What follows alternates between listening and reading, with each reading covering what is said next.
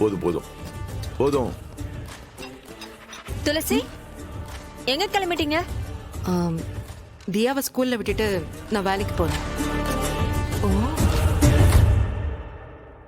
உன்னை யாரு வேலைக்கு போக சொன்னா?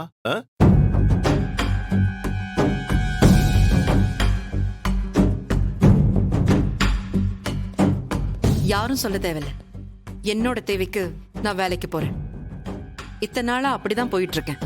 என்ன என் குடும்பத்தை கேவலப்படுத்தணும்னு முடிவு பண்ணிட்டியா? நான் வேலைக்கு போறது இந்த குடும்பத்துக்கு என்ன அசிங்கம்?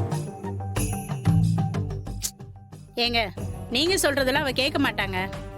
அவ ஒரு முடிவோட தான் வந்திருக்கா. பாருங்க, நான் யார் கூடயும் சண்டை போடுறதுக்கு வரல. எனக்கு பண தேவை இருக்கு. என் பொண்ணை படிக்க வைக்கணும்.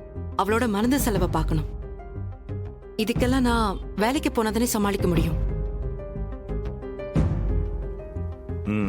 ஈஸ்வரமூர்த்தியோட மருமக ஏன் ஆடிட்டே 5000க்கும் 10,000க்கும் வேலை பார்க்கறான்னு தெரிஞ்சா ஊரே காரி துப்பும். அதானே வேணும் உனக்கு? யார் மருமக? நானா? அதான் ஏத்துக்க மாட்டேன்னு சொன்னீங்களே. ஏத்துக்க முடியாம தான் ரத்தம் கொதிக்குது. ஆனா ஊர் அப்படிதானே சொல்லும். அதை மாத்த முடியாதுல்ல. ஒவ்வொருத்தங்கிட்டையும் போய் இவளை நான் மருமகளா ஏத்துக்கல, வீட்டை விட்டு ஒதுக்கி வச்சிருக்க நான் சொல்ல முடியும்? இதெல்லாம் வெளியில தெரிஞ்சா ஒரு பையன் எனக்கு ஓட்டு போட மாட்டான். ஓஹோ, அப்போ அரசியல் லாபத்துக்காக தான் என்ன இந்த வீட்டுல வச்சிருக்கேன்னு சொல்ல வரீங்க, அப்படிதானே? ஏங்க, இவகிட்ட எதுக்குங்க விளக்கம் கொடுத்துட்டு இருக்கீங்க? இதோ பார், நீ வேலைக்கெல்லாம் போக கூடாது. நான் போய் தான் ஆகணும். எப்படியும் நான் வீட்டுல இருந்தா உங்களுக்கு பிடிக்காது. நான் வெளியே போனா நீங்க நிம்மதியா இருப்பீங்கல்ல. பணம் காசு இல்லைனாலும் உங்க அப்பா உனக்கு நல்லா பேச கத்து கொடுத்திருக்கான். நல்லாவே பேசுற.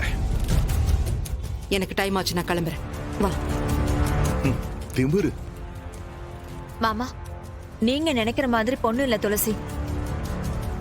பாக்குறதுக்கு தான் பவ்யமா இருக்கா, ஆனா பேச்சு கொடுத்தோன்னே நெருப்பா எரியறா. இவ வேலைக்கு போறத பார்த்து உங்களுக்கு எத்தனை பேர் போன் அடிக்க போறாங்கன்னு பாருங்க. ஏன் மாமா, நானும் நல்லா தானே படிச்சிருக்கேன். நான் கூட தான் வேலைக்கு போலாம்.